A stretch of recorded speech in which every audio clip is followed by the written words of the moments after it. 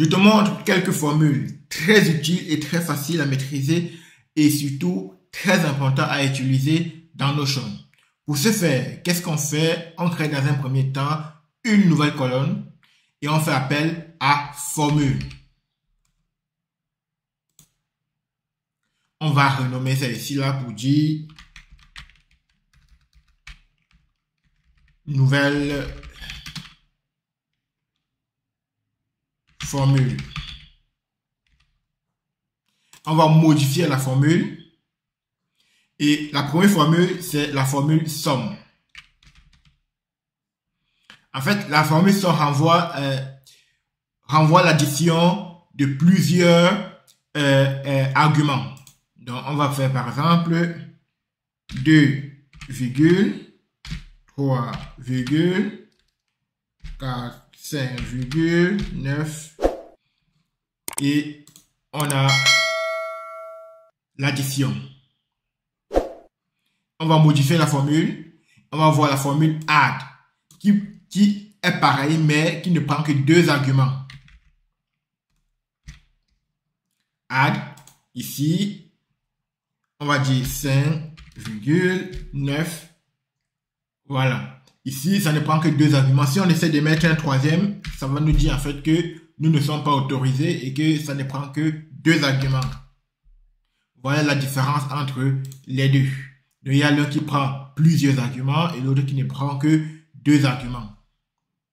On va voir une autre formule qui s'appelle ici pauvre. Ça, c'est en anglais.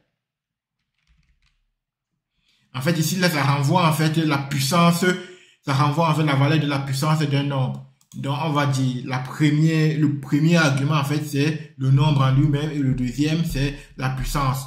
Imaginons qu'on veut 3 comme le nombre et à la puissance 2. Normalement, on doit avoir 9. Et c'est effectivement ça. Ça renvoie en fait la puissance d'un nombre. Donc, on peut faire la puissance 10. Maintenant, la troisième formule, la quatrième formule, autant pour moi, c'est length. Enfin, ça renvoie la taille d'un mot ou bien d'une phrase. Length, on va faire appel à la fonction. Et on va dire ici, là, on peut mettre, par exemple, et pour ce cas, on peut utiliser AfriNovation.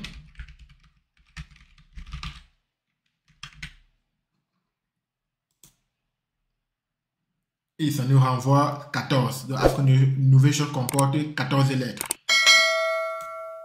Et après, on va également voir le modulo. Mode pour modulo. Donc, modulo ici, en fait, le premier chiffre, le premier nombre, on va par exemple mettre 2 et le deuxième, on va mettre 4. 2 modulo 2, c'est effectivement 2.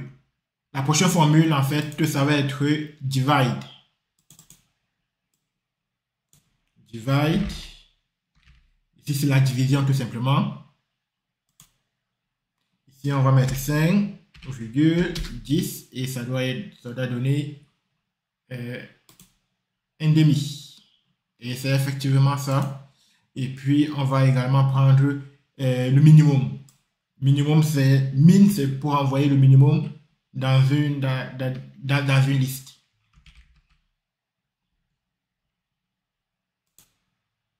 Donc, si on prend 1,5,9, on demande le minimum, ça va être effectivement 1.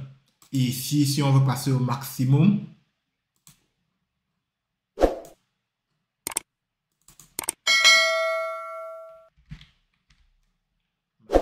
c'est ça.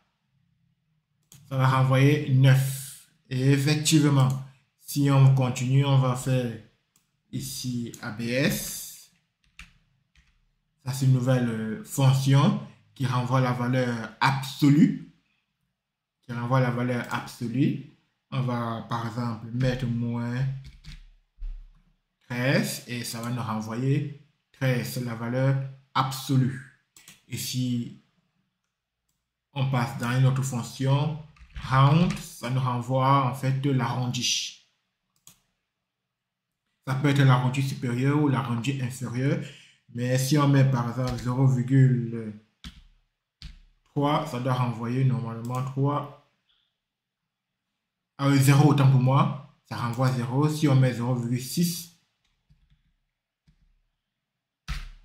ou 0,7, ça doit renvoyer normalement 1. Effectivement. Voilà quelques formules que je voulais voir avec toi. Et je te donne rendez-vous pour d'autres formules. Reste connecté, surtout abonne-toi et partage et surtout active la cloche de notification pour ne rien rater pour la prochaine fois. Et on se dit à la prochaine. Prends soin de toi. C'était Jonas pour Afro Innovation. Merci.